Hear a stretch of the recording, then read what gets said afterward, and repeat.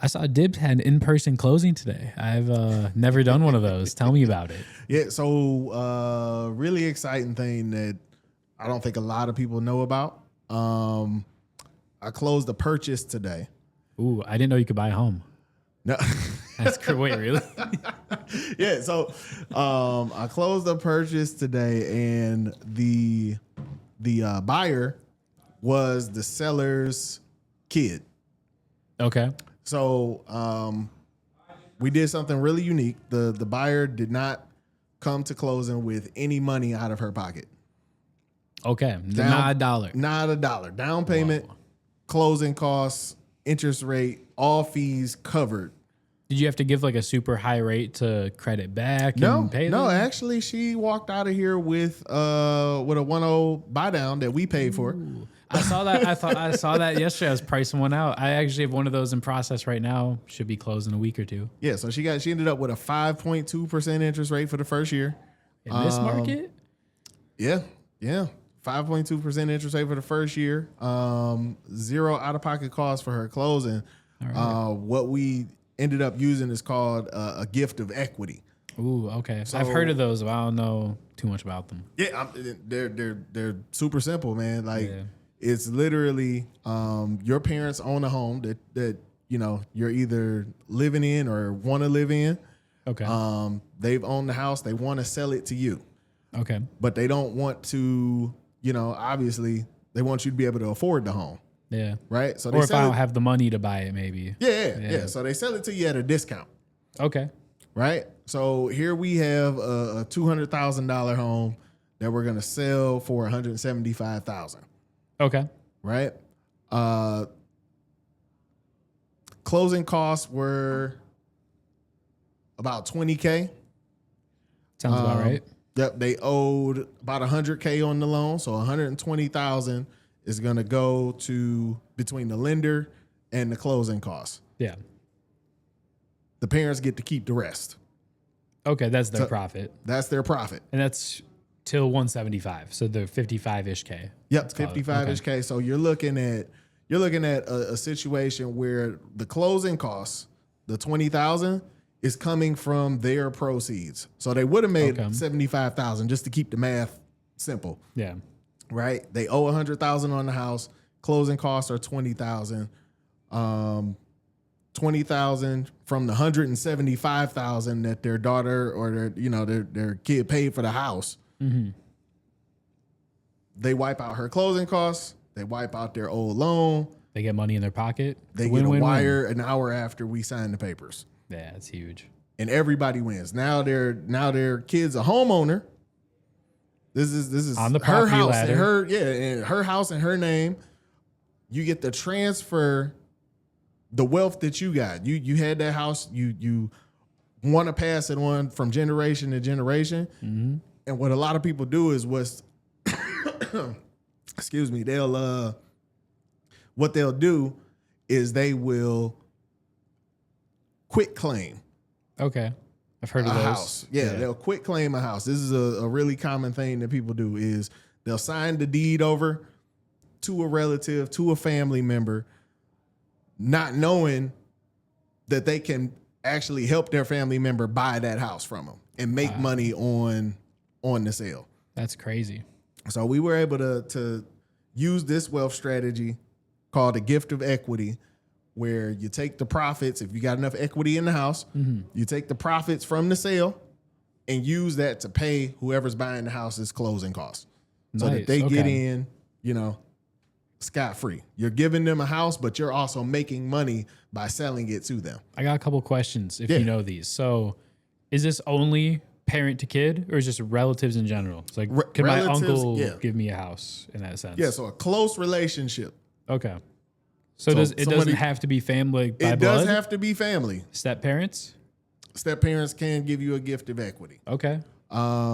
Step parents, cousins, uncles, brothers, siblings, I should say, brothers and sisters. Yeah.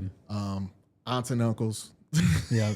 Anyone in your family, pretty much. Any blood relative. Blood relative. Yep. And step parents. Yep. Okay. Very cool. Yeah, that's awesome. It's one of my favorite things to do, man. You make some money and you help the next generation, get a leg up.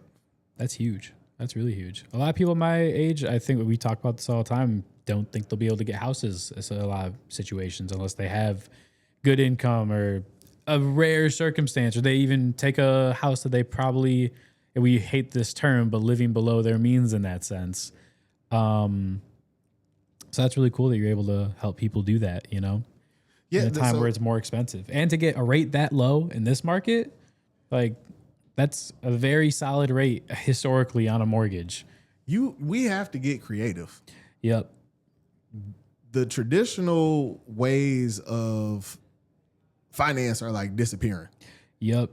It's the cost of traditional financing is just way too high. So we have to, look at things that weren't normally the way things were done in the last 10 to 20 years. Yeah, and I talk to a lot of people on the phones who are really quick to write off, like, oh, I'm not going to qualify. Oh, this is going to happen. Or, oh, I don't even want to look into this. I know it's not going to happen. It's like, well, you don't even know. And I would even say a lot of brokers don't even know every way available to them. I have a guy right now who owns a movie theater and owns a couple businesses. He doesn't earn any monthly income per se to his account, but he has over $1 million in properties and businesses that he can use to get himself a house, And people don't even think about that type of stuff. Well, that's where you talk to the experts, man. You got to talk to some experts that know what you can do. People that have done it before, people that have been through it, different products that you can use. Product knowledge and expertise is so undervalued now because AI. AI can tell me everything. I mean, last year we were saying like, the new TikTok dances. Like everybody's got these micro sessions that they're doing on TikTok where they give you a 2-minute video and you believe that they're an industry expert. And these people aren't closing 100 loans a month. These people aren't. They're AI scripting. Yeah. And regurgitating it online without even knowing. They have no way to fact check it. Yeah, 100%. And then I see, at least on the client side of like, so many people think they can. I had a guy who was buying a house and he was just looking up AI overviews trying to tell me I was wrong about stuff because AI told him it. And I'm like, no, I'm getting this information direct from the lender. We need to do this. Like they need this information. He's like, well, AI said I don't need it. I'm like, and my response has just become kind of snarky where I'm just like, have AI write the loan for you and get back to me. Yeah. AI can give you the money. If AI... Let them do it. If AI can underwrite your entire loan, have them give you the money that you need. Because I'm telling the person that has the money, this is your scenario, and they are saying no. Yep. So I mean, I don't know how much more clear cut it can be. Do you want AI to talk to them? I'll get them involved. They are saying no. You asked them for $100,000, and you need a pay stub. AI said you don't need the pay stub. Well, you don't need the $100,000. No, clearly don't need it that badly. I don't know. I saw you were running around looking at multiple printers today and trying to get some stuff figured out. Didn't you have I forget what it was. It was like a payoff issue or something. Some numbers were wrong in process. Yeah. So, we ran into an issue at closing. The numbers didn't add up to what was online. Okay. So, we talked about they owed $100,000. What's the principal balance on your mortgage statement isn't always what you have to pay back to the lender when you sell or refinance your house. Is it just not up to date? Is that all it is? Like no, they it haven't can be processed your perfectly payment maybe? Yeah, okay. So that's one of the things that can happen. If your payment has not processed for that month, or we get a payoff letter that includes the next month because we're closing at the end of the month. This payoff was good through the middle of next month. Okay. So they can add, the next payment to be included in your payoff. Okay. That's how people are able to skip their mortgage payments and stuff. Exactly. Okay. Exactly. So in this particular case, we had a situation where the prepaid interest wasn't explained. So they're gonna have a gap, in between when their mortgage gets paid off and when the wire was sent out. Takes Yeah. about 2 weeks for all of that to get fully funded. Okay. So let's say they owed 100,000, right? Okay. The period that their mortgage is not being paid for this month and for next month. Yeah. The month that they fund The and month the that month they after. fund the loan, right? They still have to pay interest for those days to the bank. That's what they agreed to. Right. That's what you agree to when you sign off on a mortgage, that the bank is guaranteed so much interest.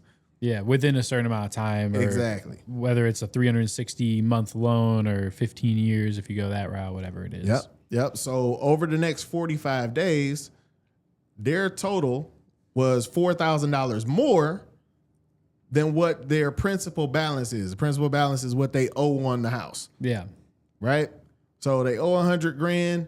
There was another $4,000 that was added to that $100,000 that they had to pay to satisfy the loan. And they're like, where did that come from? That's why you were running around. Yeah, everybody was like, whoa, hold on. What?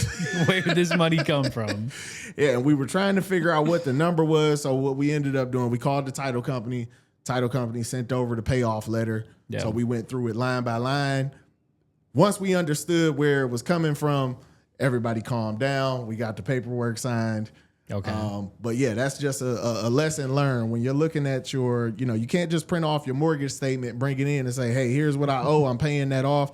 There are other fees involved with your bank. People don't realize, I think, how many hands actually touch a mortgage. I really think it's really understated if people just look at the mortgage statement like, oh, I pay Rocket Mortgage or I pay UWM. And it's like, no, you're paying Rocket, but then you have your person processing the loan. You have your person underwriting the loan, multiple people, usually their team leads as well. Yeah. You have the person originating the loan. You have the appraiser, the notary, maybe multiple notaries, maybe multiple appraisers, a water inspection tester, maybe a termite inspector.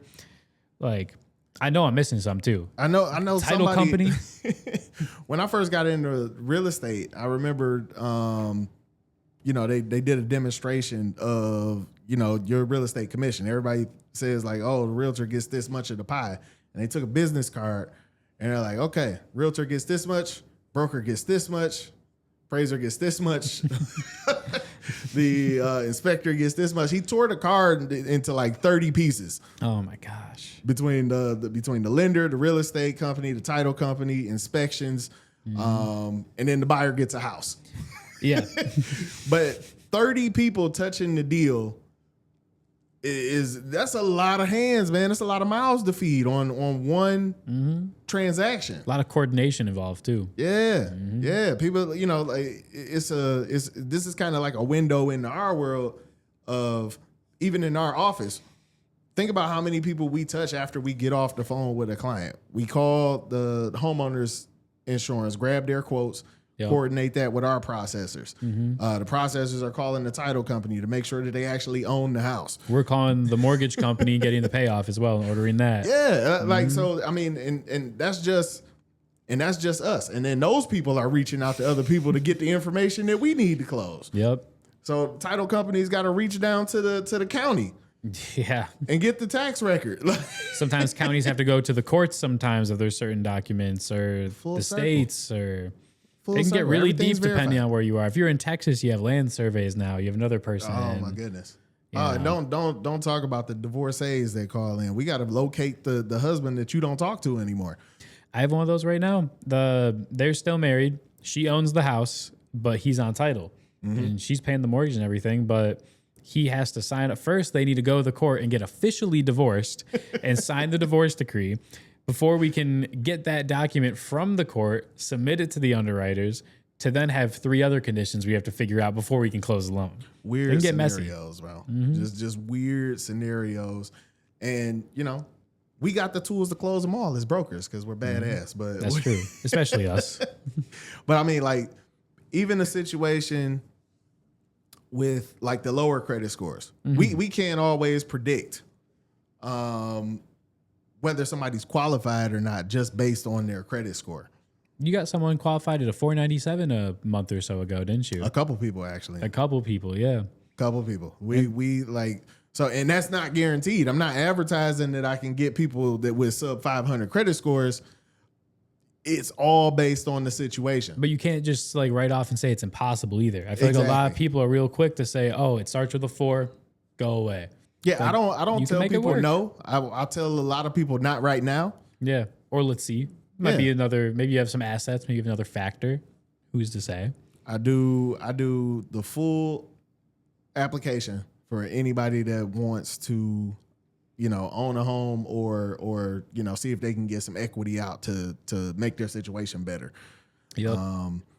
And that's exactly how I ended up with that. I was like, hey, there's no harm. We gotten this far in our conversation. I'm just gonna run it and see what products are available to you. Yeah. And first run, it came back approved eligible. That's crazy. That's insane. First run is crazy. First run. People don't get that. I didn't have to change anything. But when you know what you're looking for, I say, hey, everything else looks good. You say you got a lower score, but let's see where we're at. Yeah. Score came back 497, approved eligible. That's crazy. In the same way, I mean, I've seen people with a 630 get denied. So like, absolutely, it just goes both ways. There's no like right or wrong one scenario. That's to what you're saying of how creative we have to get. Like, there's no box to fit anymore. There's like a million boxes, and you just need to hope you can kind of squeeze into one. I feel like, But working with experts helps you get into one of those boxes that gets you what you want. That's the that is the whole thing. We got so many tools at our disposal now. Like you said, AI is increasing. Oh yeah. There's more and more people using AI, but I like it. I mean, I utilize it, but I feel like a lot of people are almost like unintentionally replacing themselves with it. You know what I mean? Everyone's worried they're going to replace, like AI is going to replace their jobs, but then they're showing up to work somewhere and they're like, oh, well, AI is telling me to do this. And I'm like, bro, ask me. I had people, I don't even think they work here anymore, but there was people under me at one point who were asking me for guidance. And they're like, hey, AI told me I need to get these documents from the person. I'm like, right. And I'm telling you, you don't need those. Like, this is irrelevant to this situation. And then they asked for them. And then the person on the other end was like, why do you need that? And then it became a whole thing. And I'm like, you could just listen to me. I'm not saying I know everything, but I definitely know more than a basic AI bot about what I do every single day. And that's why I'm old school. Like, and it's crazy that old school is like 3-4 years old when pre-COVID. pre not even pre-COVID, bro. I got my license in 2023. Oh, that's true. So my mortgage license I got in 2023. We were just getting into, e-signing documents on a consistent basis. That's fresh. There were people that were still going out and getting paper applications, meeting people at Starbucks. Crazy. And I'm like, no. I couldn't imagine doing that. Yeah, I knew a guy. He would get to work every day at 8 a.m. Right? He'd dial in the morning. He grabbed like 2 applications, and then he'd leave. And I'm like, where's he going? Yeah. They're like, oh, he's got an appointment. Like, an appointment? What's it? He was going to the Starbucks. He had a briefcase full of applications, and he would go to the Starbucks and meet with people, sign their mortgage applications, their loan docs, and bring them back to the office the next day. And he's bringing like that 30 stack of documents, getting everything, or just he had like a nice leather portfolio briefcase. It was. I was like, what does he do? They're like, he's a loan officer, just like you. I'm like, no, he doesn't look like what I'm doing over here. Yeah, that is not. But we're not the same. No, yeah, but it's a digital age now. But I think people got to be careful with, especially just typing stuff into an AI chatbot when you're ignorant to what the answer might be. Yeah, you're just putting it in assuming it's correct. I feel like a lot of people do that. Dangerous. I've had to correct my chatbots numerous times. You make them talk to each other as well. Yeah. I was like, you guys are gonna do the work. It's my thinking. Like, I'm not gonna ask AI a question that I don't know the answer to. Yeah. I have Google for that. But but my chatbot is gonna be an extension of what I know to help me process things faster. Like, I know. I'll give you a perfect example. The other day, I was running some stock options. Okay. And I'm pricing it out. I'm just screenshotting what the options chain looks like. I know what my entry is going to be. Yeah. I know what my exit is going to be. You already have that plan written I out already before you have even that bought print. the stuff. I got a journal. It's all in here that I write down my entry, my exit, why I'm making the trade. Okay. And I put it into my chatbot to tell me like, hey, I just had it searching like, is there any news around this? We call it a catalyst. Is there anything that's gonna make this pop in the next couple days? Yeah. And it just started bringing up all this irrelevant shit. And I was like, no. These are not catalysts. And I had to actually define what a catalyst was so it could go bring me back the right thing. Yeah. Definitely. And like what you're looking for, like examples of it as well. Exactly. Yeah. So once I had that in there, you know, it was like, oh, okay, yeah, your thesis is correct. Go ahead and make the trade. I was making the trade anyway. So all it did was validate your opinion. That's all it did. Yeah. But it helped me. It would have taken me 2-3 hours of searches to get all that information together. Exactly. To come up with what it came up with, to come up with an extensive list for me to go through, I would have had to sort through 3,000 pages of Google. Oh yeah, it would suck. So it speeds up the process. Now I can make trades a lot faster. But you can't just mindlessly rely on it. Essentially, is what you're saying. Yeah. No. It's like, hey, give me a trade to make. Yeah, like imagine like, you know, you teach a kid his ABCs, right? Mm-hmm. So imagine your toddler knows the ABCs. Yeah. You taught it understands the ABCs. Your toddler, your baby knows the ABCs, and then you ask it to read the book to you. Oh yeah, all right.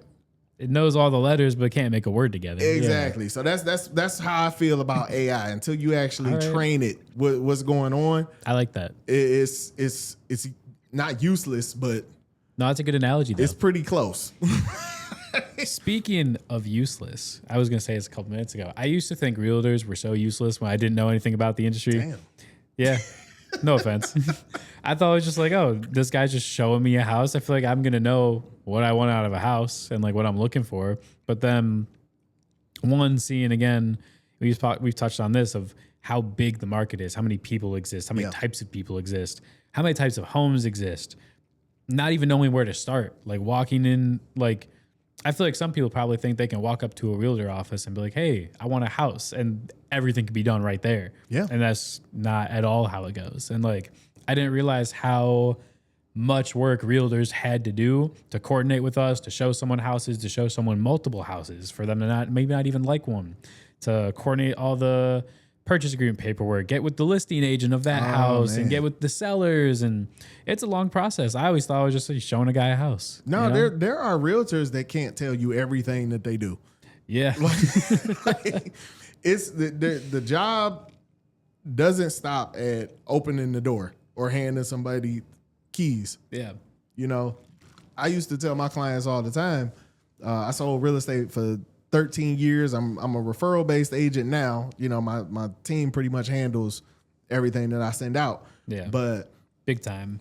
Like the things that I had to do, I could not write down and list on a piece of paper before I was actually doing them. Yeah. Because every transaction was different. You were doing something different every time you wrote an offer. I would even say the same is true on this end. Like every deal I put in is different. Even a couple Earls are different. Like as simple as you think a loan is, it's different case by case, person by person every time. But because you have that experience, you know the template. Yeah. Right. Mm-hmm. So I can tell you, hey, we're going to make an offer on this house. You're going to get pre-approved. Yep. Right. That's if you're a traditionalist. Yeah. Right. You're going to talk to me. I'm going to set you up with my lender. You're going to get pre-approved. We're going to go looking at a house. You're going to make an offer. If that offer gets accepted, then you're going to go into an inspection. That's going to tell us everything that's wrong with the house. Yeah. If you don't mind the things that are wrong with the house, because there are no perfect houses, we'll order an appraisal. The appraisal is going to let us know the value of the house. Your lender is going to tell you how much they're going to loan you based on that value. Yep. That value comes back good. 3-4 days after that, we're scheduling the closing. Yep. Title company is going to reach out to you. You've already turned in your EMD. This is after 2 to 3 weeks potentially of being with the lender as well. You're keeping up with the client the entire time. 21 days have gone by. Yep. Right? Mm-hmm. We're getting closer to the closing date. Yeah. The title company is going to reach out to you and tell you they're going to ask you for some more money. The lender may ask you for some more documents to make sure that we get through underwriting on time. Yeah. If all goes well, then we have a scheduled closing. You're going to meet at the title company. You're going to sign some paperwork. Yep. They're going to hand you keys. A notary will be there. Yes, or is Notary? that Maybe. different with a title company? Maybe. Yeah, maybe. Depends on the transaction. Yeah. Most buyers are going to wet sign right there with the closer, with the notary. Okay. Yeah. There are some instances where they let you, do a Ron signing remote online. Yeah. But If you're out of for the town, most something part, like that. yeah, notary's gonna come in, closer's gonna come in, have you sign all the paperwork, your lender paperwork. They hand you a big packet, some keys. You take some pictures. You say cheese. Yep. And Realtor post you on Facebook. Yeah. Yeah. Yeah. And then you don't talk to your agent again for 3 years until you get ready to move again. Yeah. Or if you know someone, maybe referrals. We just like you're talking about referral business, and I would it's a love great that. time. I would love that. Like referrals are different in real estate because you only move every 5 to 7 years, Mm-hmm. But yeah, like if clients are sending you referrals, you did an excellent job. 100%. But you did so well. I want someone else to have the same experience. Exactly. Or like, because I remember like saving a lot of deals. Okay. Yeah. I remember, agents or lenders or somebody messed up, and you kind of got to come in and be the expert and be like, okay, well, we should have done it this way. Let's get it closed. Yeah, and I would say that's the difference. Like that's what showed me what a good realtor was, and like the guy I'm working with right now on my deal showed me that you guys weren't useless. Where there were certain things he was telling me where I'm like, I wouldn't have even thought about that if you didn't bring that up, and like it's deal saving things. And then there's good and bad realtors, there's good and bad brokers. Like that to me is the difference between a good and a bad realtor, is someone who can come in and save a deal and be like, hey, I don't know everything about the lending side, but I'm thinking we're missing something here. Or I know I didn't fulfill this part, or I know we're waiting on this. Like just understanding a little bit about the other side of what we go through. Cause I compare this all the time because I always get and this is what bugged me about you guys in the first place when I started this job, was I would have a bunch of people on the phone be like, oh, my realtor told me rates were bad. And like, at first I'm like, what does your realtor know about rates? But actually, no, at first I was like, I'm new. I don't know anything, sure. And then I got thinking about it and I'm like, I would never go to my car salesman about a problem with my timing chain, ever. And like, I just wouldn't trust them with that, especially working at a dealer and knowing that the mechanics knew way more than the salesman knew. Like, it's the same way with going to a realtor to us. I feel like when you're talking about rates or you're talking about getting approved, it's like a realtor could never just know off the top of your head, oh, you're going to get approved, or oh, rates are good or bad, or for your situation. Like there's too many things going on for them to even be able to step into our world. I feel like this brings me back to the TikTok point. Like, I don't know if you remember this, but there was a sentiment online: date the rate, marry the house. A little bit, might have been before my time. It was one of the most hated phrases at least in my circle, because we actually talk about numbers when we're buying. Like, I was more of a investment heavy. Like your house isn't really. I'm not in the your house isn't an asset crowd. Oh, okay. Your primary home isn't an asset. Exactly. The Robert Kiyosaki mentality. Yeah. I'm not in that. Yeah, I'm not in that mentality. But when we're talking about, probably the stupidest advice that I've ever heard online was date the rate, marry the house. Yeah. Without assessing the numbers. So if it's a good rate. Yeah. I mean, it's still negligible because this is where you live. Yeah. Right? You're gonna pay for housing in America. Really anywhere you can say. Anywhere you go, but you're gonna pay for housing. Yeah. Right? So you're gonna pay rent or you're gonna pay your own mortgage. And you can cut corners somewhere. There's ways to cut corners everywhere, but like, which ways are you going to choose to cut corners? You going to commit full on fraud, or are you going to be homeless? Like, there's corners to cut for sure, but like, what are you going to do? It's not even so much about the cutting corners, but when you're saying things like that just to make the sale, just to get people in the door to say, hey, no, rates aren't that bad. And rates were almost they were moving toward 10%. It wasn't the time to be saying date the rate, marry the house. No. You can barely afford the house. Get a cheaper house. Exactly. And instead of educating, potential clients on where the market was moving, I feel like a lot of people fell into the trap of you should buy no matter what. Yeah. That's also, I feel like, the mentality, and that can get us on a deeper conversation, but the mentality of just like, oh, I need to put a submission in, I need to get a sale, I need to hit my quota for the month. Like, I feel like everyone cares. I would hope most people in our field care and want to help people. Yeah. But then also a lot of people either A, want to make money, or B, might even just want to get the sale just to, again, hit their quota and make numbers because they don't, want to get told off or something. It's like, I get it.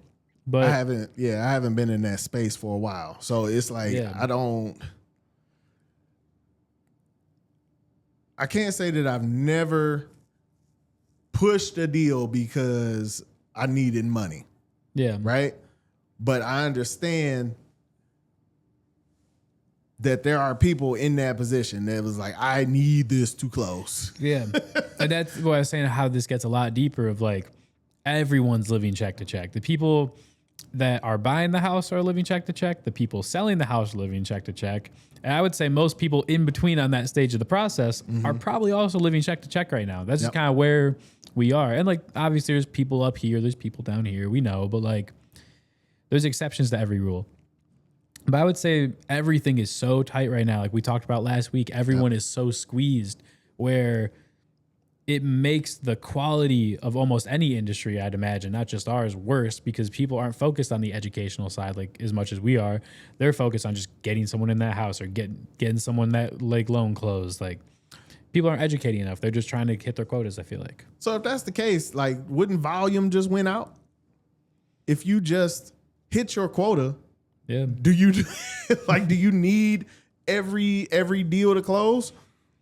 I mean, there are brokers who just try and take the minimum and just get numbers in the door, like only Earl's streamlines and just like, I'm going to hit quotas. I'm going to be an order taker. Me and one of my borrowers were talking about this yesterday of like, there's not many people in construction right now. And he's buying a plot of land, I want to say like 20 acres, and he's going to build a subdivision on it. And he was telling me like, not many people are in construction right now because of where rates are, because they're scared, because they don't want to make that move. If you get in construction now on the lending side or at the builder side, you're going to be ahead of the curve which is, your thing, when rates trend back down because you're the ones been doing it for a couple of years while the market was bad, or a couple of months. Who knows how bad the market's going to be for how long, but that's another word that's relative. Yeah, bad relative to your situation. I talked to someone today. They said they got a 2.5 last week. I don't know how, but hey, good for them. I'm happy. I'm happy too. I'm happy for them. That's exactly what you're saying. Bad is relative. Someone that just got an 8% and got fleeced, there's someone out here getting a 2.5. So again, you can't say, oh, I'm not going to qualify. Oh, this is going to happen. Or, oh, rates are bad, because you don't know. I have clients that are thrilled to get a 7.5. Yeah. They're coming down from 9.2. They got just to get into the house, they took a bank statement loan. Okay. They took something that was, not a qualified mortgage. Okay. Their credit score was lower when they got into the house, but now, they fixed everything up and their situation's better. So it's like, I hear people, say like, oh, it's a tough market, or it's the rates are bad right now, but bad for who? Yeah. Bad for who? Like, yeah, okay, maybe this isn't the time for you to make that transaction. That doesn't mean it's somebody's time for out there else. transacting. Yeah. Or else the whole market would shut down. Exactly. We would be out of business right now. Yeah. And that's not the case. Yeah. That's not the case. So, my approach has always been like, just go out there and be available, and the business will find you. Yeah. Mm-hmm. That's the way I've approached it for probably the last 10 years. My first 3 years now.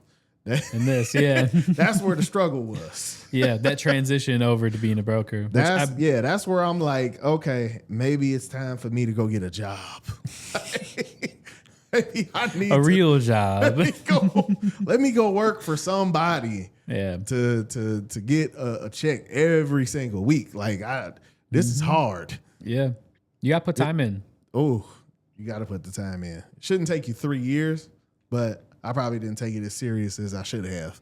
Yeah. That's how I feel like I was my first couple months. I was just cruising a little bit, being like, oh, I want to learn stuff about this, but I know stuff. I just got my finance degree. I know about money. And then I got slapped in the face with a $0 check one day because I didn't close commission.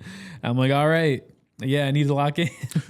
Okay. So I was just talking, I had this conversation with leadership, leveraging your money. Yeah. Like, I don't think you should ever spend time getting $0 for the effort that you put in. You got to find some way to monetize it. Yeah. And we have a disagreement. I will accept. We do have a strong disagreement on this. I already know where you're going. I will accept you advancing me my money that I'm going to make. Yeah. I will take what, if it's $500 a month, I will take the $500 a month until, my pipeline starts bearing fruit.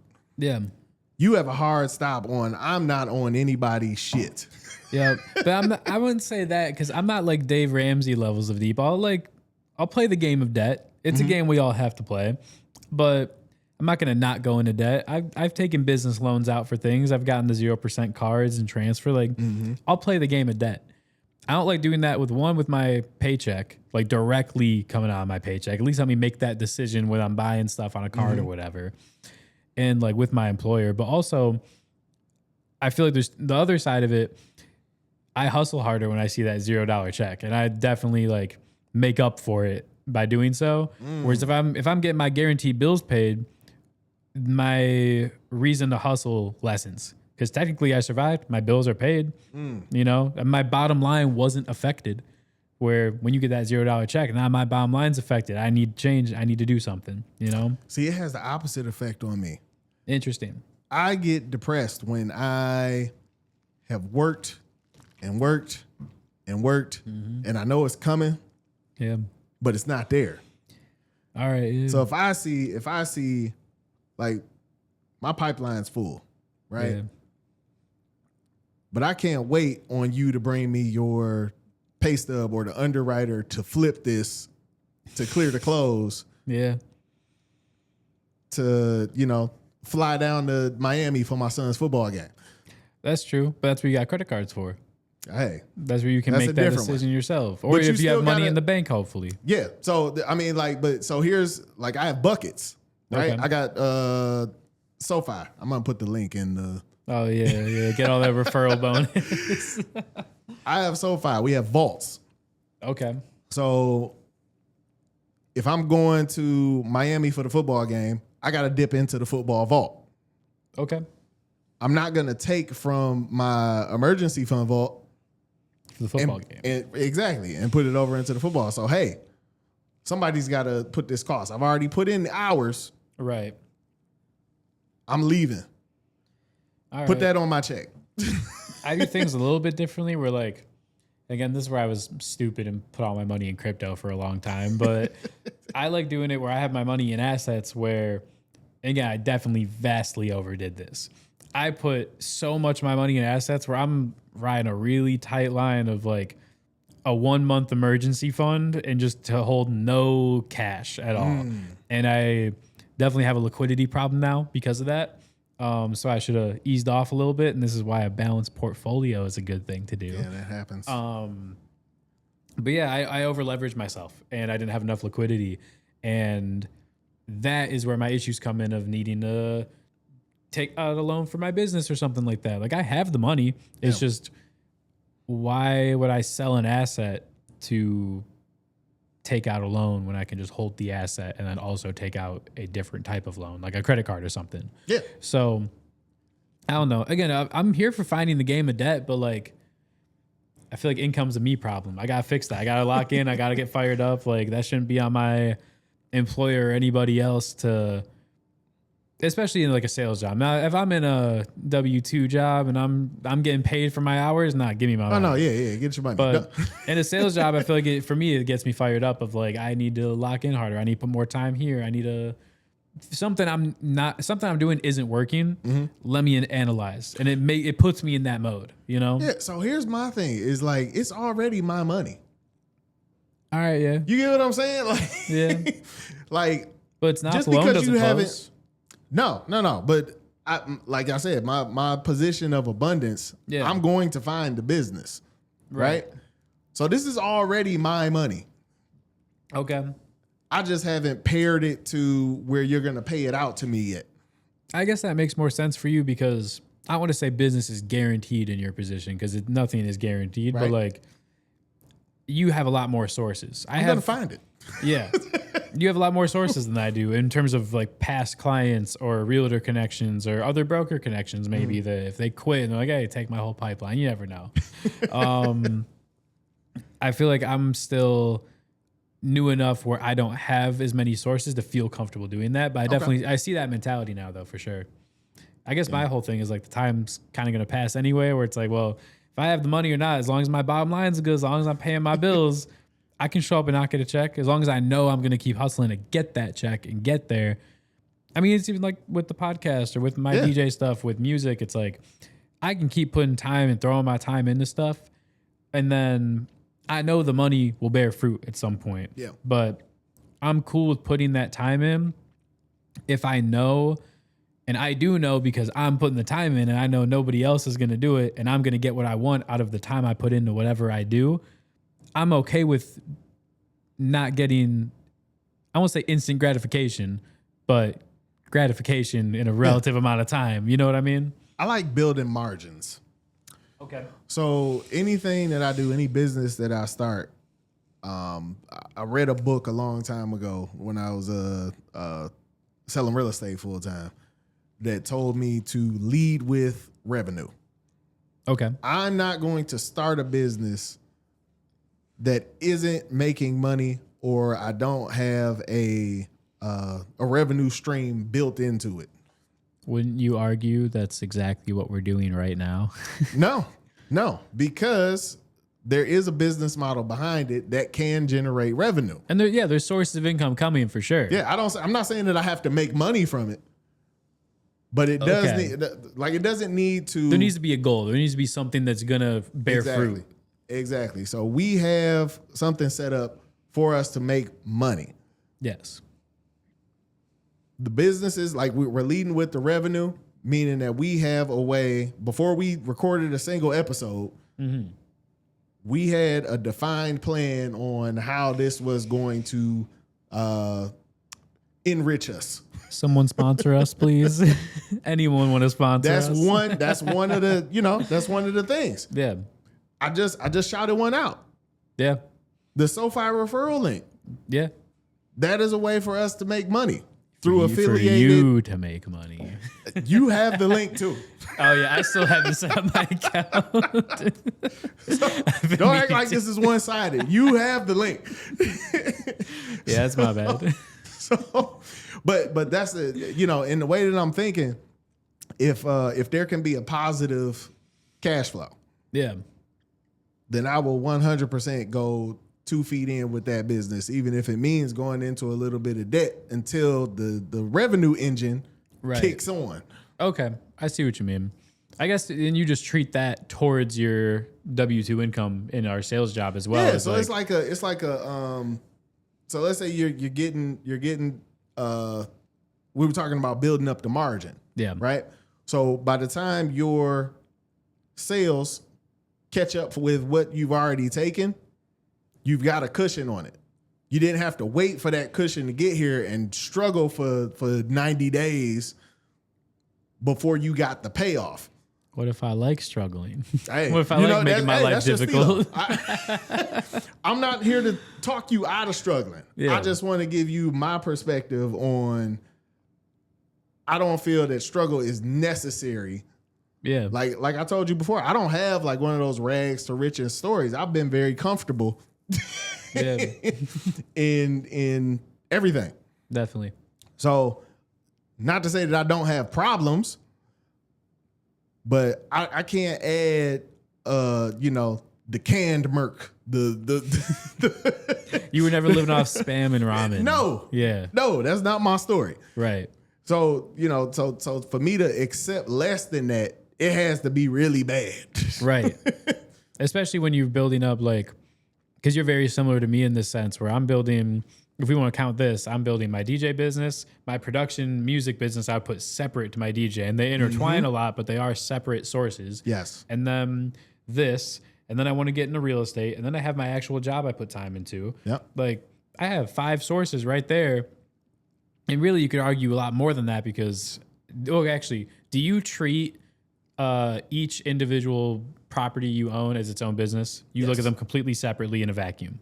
No, I don't look at them completely separately. They're all still one business source. It's real estate. Yeah. It's one revenue stream in your sense. Like, it's multiple things, but one revenue stream in your mind. So if I'm looking at it, I assess each property differently based on what it produces. Right? Okay.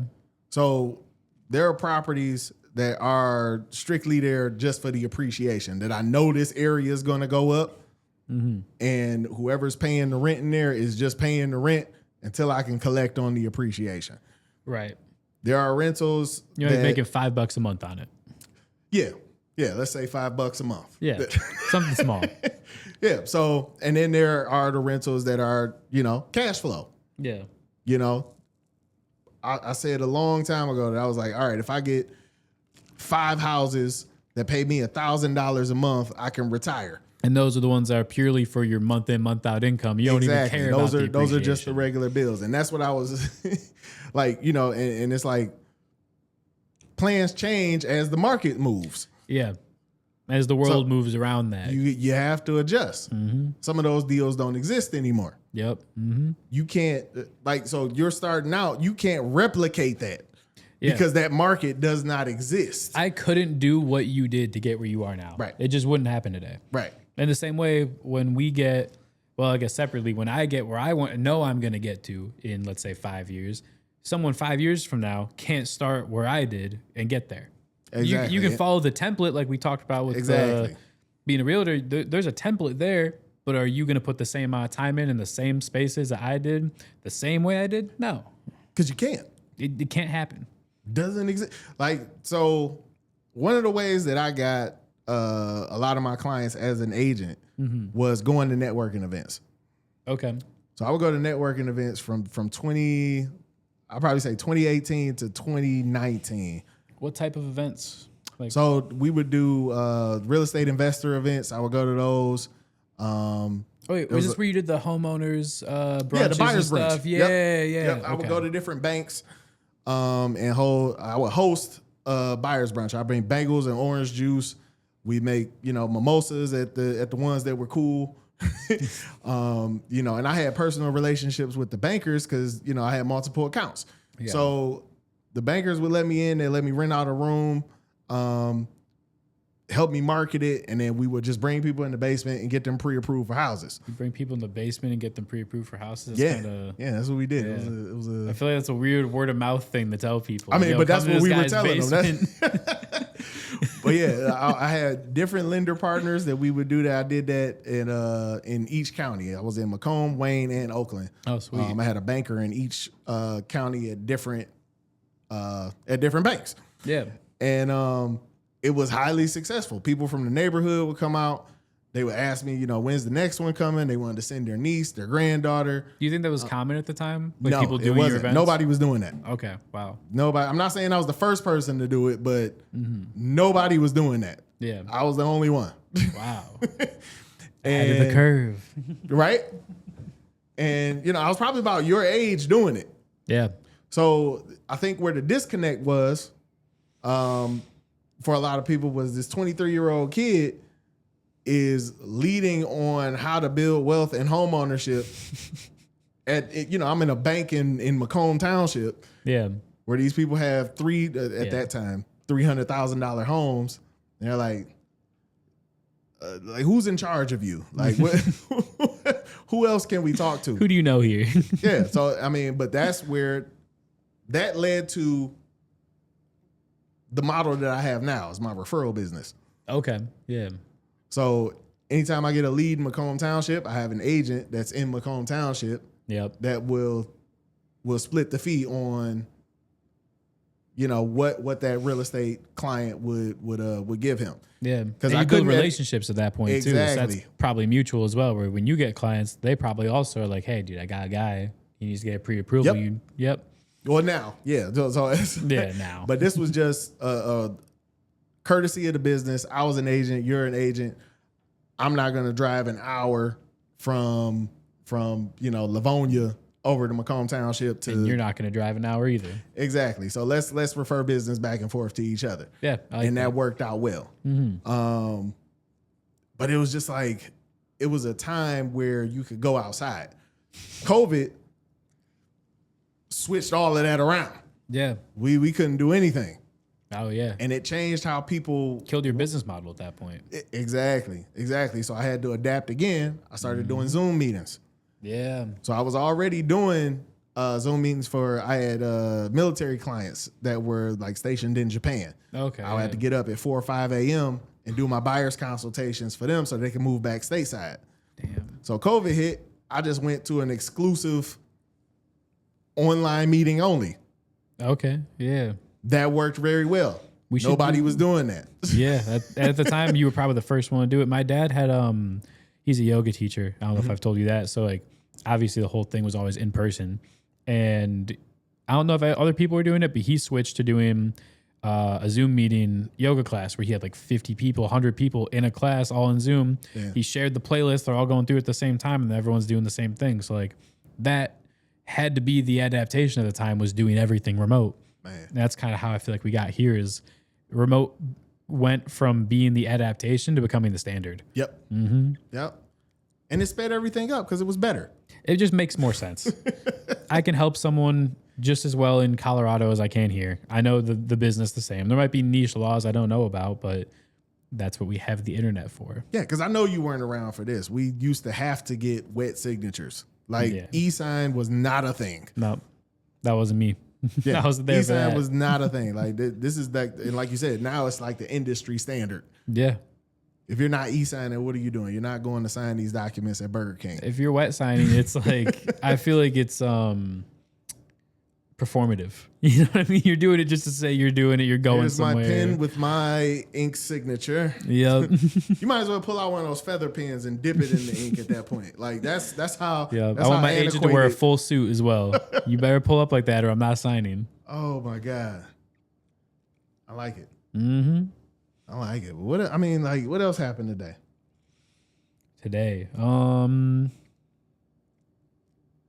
My brain's kind of fried right now, dude. It's been nonstop. The past 2 days have merged. We had the dial wars yesterday. Oh, the dial wars. It all feels like one day for me. You Man. were more in that than I was. I was just Listen, kind of a fly on the wall. I was fried this morning. Like that event we had yesterday zapped my brain. We had it was one real estate company, four of the largest teams. Mm-hmm. Oh wait, they're all under the same company? Yes, I didn't know they're all that. at the same brokerage. I did not know that. Okay, I thought they were their own brokerages. No. And like I said, we want to invite more brokerages to come. I think we're going to do one. Actually, I'm going to reach out to these people first before I announce who I think we should bring in. Yeah. But yesterday we had four of the largest teams from one of the biggest brokerages in the country come into our office. There were over 100. I think we had 102 agents here. Really? Yeah. Dialing on the phone. It didn't look like that much at first. That's kind of crazy. Oh yeah. They started trickling in. Agents are notoriously unprompt. Yeah. Useless, like we said. No, I'm kidding. But they came in. We had gift bags for them. Mm-hmm. Set them up at these desks. They started calling all their clients, and we were pre-approving people on the spot. So Yep. I saw you caught one. You caught one. Oh yeah, definitely. I caught a couple. Oh, nice. So agent brought me a client she had on the phone that was kind of on the fence. Talked to him for a little bit. Ended up getting all the credentials that I needed. Sent the docs while I was on the phone. Text them to me because he was on the road. He's like, is it okay if I screenshot him? Screenshotted him. Texted them to me. We got him pre-approved, approved eligible first run. Ooh. So nice. I told her, I was like, hey, all you got to do now is bring me an address. hook an address up with this number I gave them, We're good to go. and we're good to go. 5 minutes later, she comes back up. Can you do him too? All right. So I got him. Started walking around. Other people, after we got the first one, we were giving away tickets for a raffle. We put the raffle tickets in in our spinner. Yep. Pulled the ticket out. Had the wheel. Guaranteed money on a wheel. We spun a wheel. You had a guaranteed amount between $25 and $100. Yep. Some people got to spend multiple times. Yep. Some people won multiple times, like top dollar amounts too. I saw that. So watch the clips. We're gonna post them. Yeah, we'll remember this time.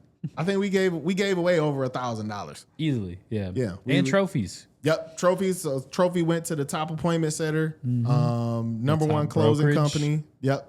Yeah. And there was one more. Oh, I only saw the two. Okay. I forgot what the last one was, but it'll be on the feed. We'll make our. You'll see it. What is it? A montage? Oh yeah, yeah. I like that. Yeah. We can use some of my songs for it too. I was thinking about that. Avoid copyright. Yeah. Yeah. Well, yeah, man. Like, come in and see us if you're local. Yeah, pull up. We're on the 4th floor, so you have to take an elevator. We're fancy. We'll be here. We have one of those really cool penthouse things. You can't even see it on the camera, where like you go through the elevator, you're in the middle of everything. Right. I forget. You ever watch like Jesse on Disney Channel, where they got the elevator right into their penthouse? No, that was probably more my me. yeah. I was more of a Goof Troop guy. Oh, I don't know anything about that. But yeah.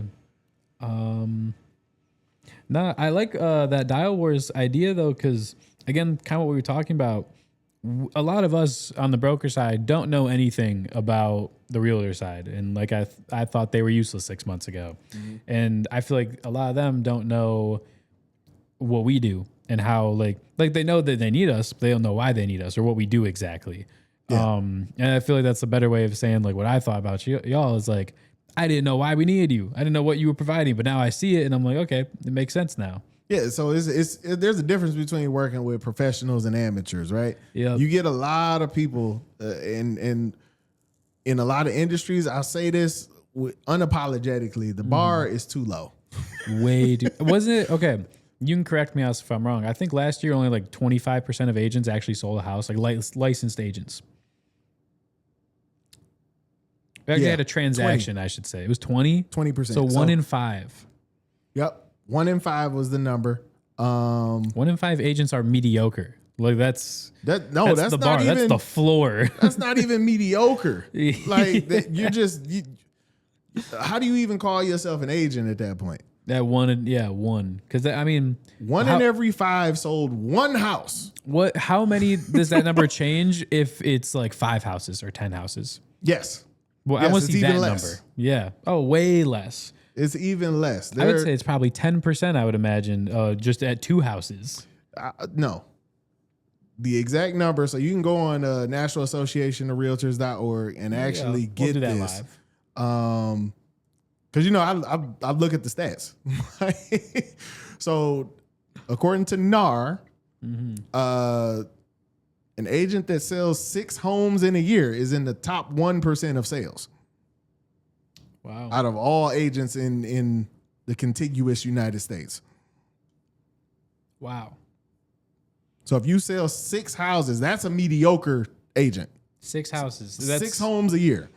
That's 1 every other month if you want to look at it like that.